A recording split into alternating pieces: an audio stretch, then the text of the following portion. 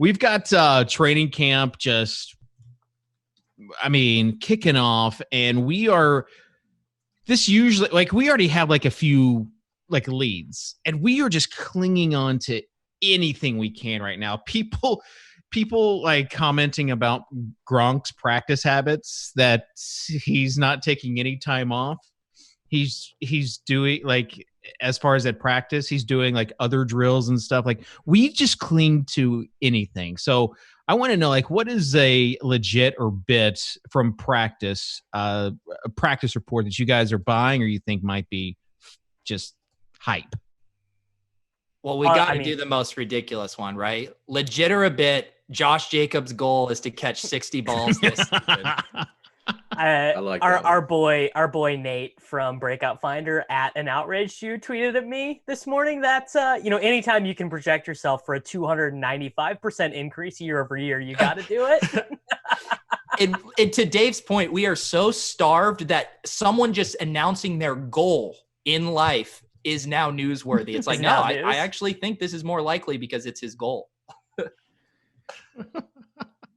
Yeah, like he, how many passes did he catch last year? 20? Well, I will tell you, it was not very many. As someone who drafted a lot of Josh Jacobs last year, I was pretty disappointed. Yeah, he caught 27 targets, 20 receptions, 166 yards, 6.1 yards per target. So good for him as far as having that goal for himself. Yeah, it's legit. So I do not remember who pointed this out, but 60 receptions last year would have been second most on the Raiders by 11. They had 9 players in between 11 and 49 receptions, and then Darren Waller up there at 90. And then they proceeded to add Bryan Edwards, Nelson Aguilar, Lynn Bowden Jr., and Henry Ruggs, all while, Zay Jones still on the team, Jalen Richard still on the team. Extended Jalen Richard. Extended Jalen Richard, by the way. And very sneaky Devontae Booker as well, still on the roster, passing down back Devontae Booker. All right. Legit or bit, Marlon Mack is the starting running back for the Colts, but they are going to ride the hot hand. We talked last episode about just JT looking like a tank, a linebacker. So, Tuttle, we'll start with you since this kind of hits close to home. Legit or bit, Marlon Mack will be the starting running back for the Colts. Legit that it's going to start that way. Bit that it's going to last very long. I mean, I'm kind of joining the Jonathan Williams hype train, or Jonathan Taylor hype train. I mean, it took you. Do we have you ranking him ahead of Quintus Cephas? for all-time impact in the NFL? I don't know. I don't know. I was searching Quintus Cephas pictures on Twitter the other day. Is he on a team right now? The Lions. Oh, nice. Yeah, stack him with your Matthew Stafford best ball teams, IMO. Yeah, I mean, it's legit that it's going to start that way. They'll give the veteran the official starting nod, but let's say week 5 he's surpassed. All right, I got a legit or a bit early report this morning. Of course, every time Levitan tweets a practice report, it ends up being the conversation of Twitter for that morning. But Levitan tweets out the ESPN.com beat writer report from the Falcons training camp that not only is Todd Gurley limping around, but he is wearing like an arthritic sock on his surgically repaired knee, and like basically he just looks like a grandfather, shuffling around on the sideline when he's not on the field. It's not an arthritic sock, though. I mean, I have those. Those are cool. So it confirms it is an arthritic sock. Okay, let me read. I will actually read the report this morning.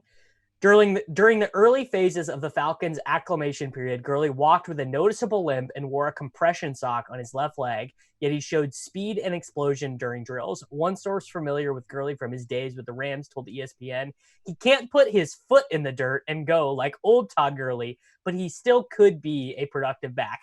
People are drafting this guy in the tail end of the second round in high-stakes fantasy football league. They are drafting him over A.J. Brown. They're drafting him over Schuster, over Calvin Ridley, over DJ Moore, over Mike Evans. I mean, these people are crazy. Yeah.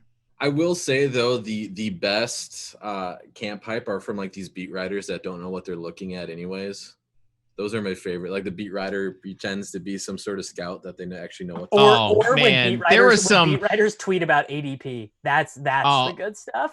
There was some shade about DK Metcalf's internet lagging, which I appreciate the irony. Is the internet lagging at the top of his route, like in a practice run? And I will not stand for DK Metcalf slander after last year. We proved that wrong. We proved the whole shuttle score, slow hips thing wrong.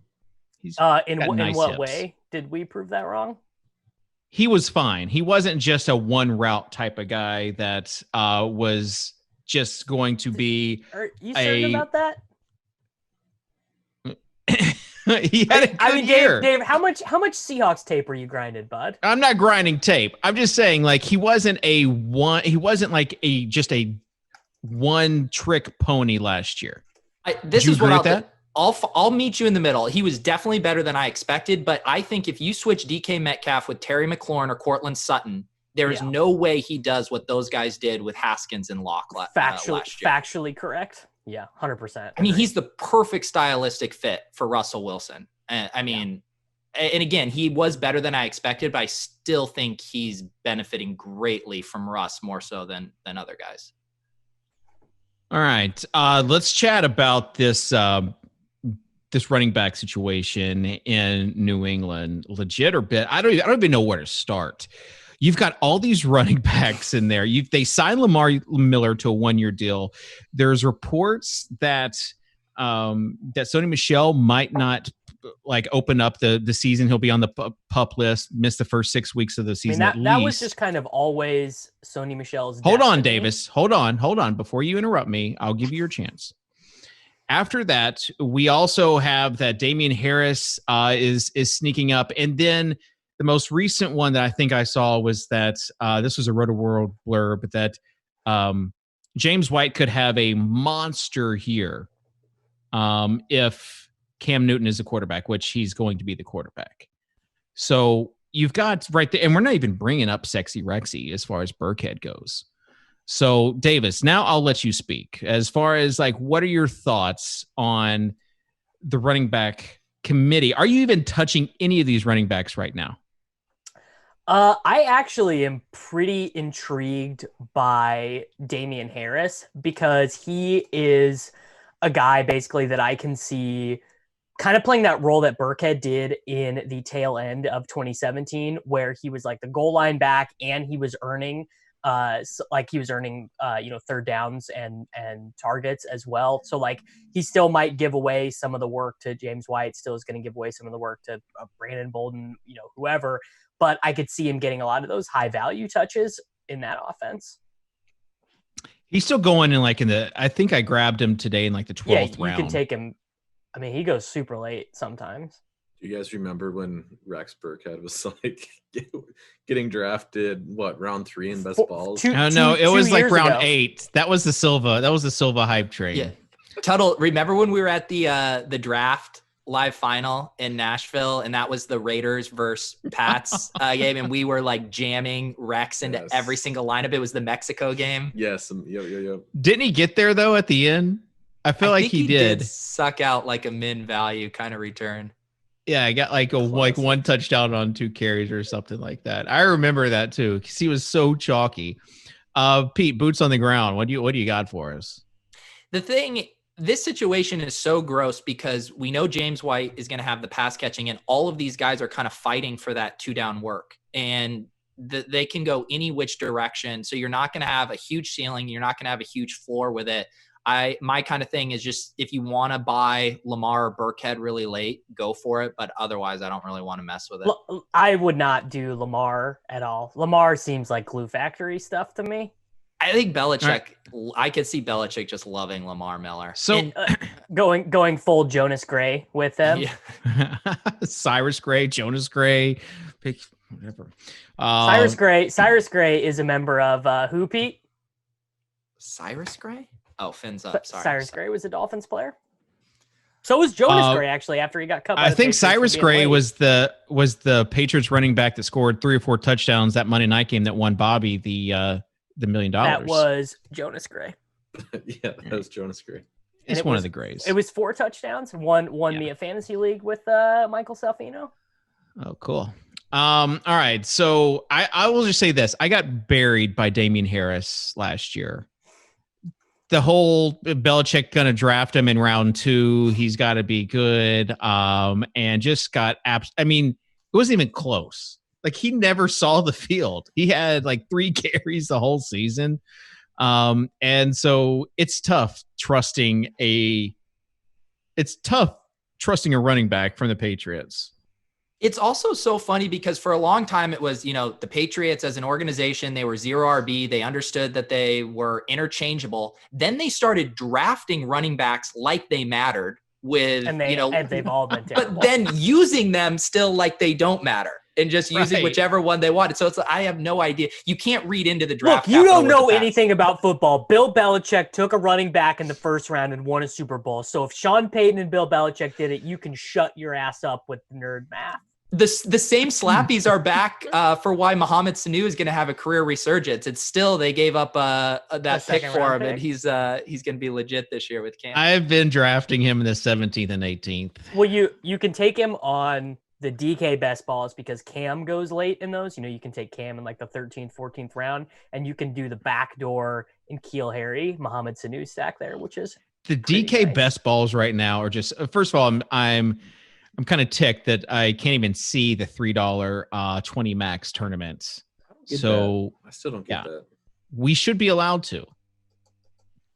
By the rules. By the rules. We should petition.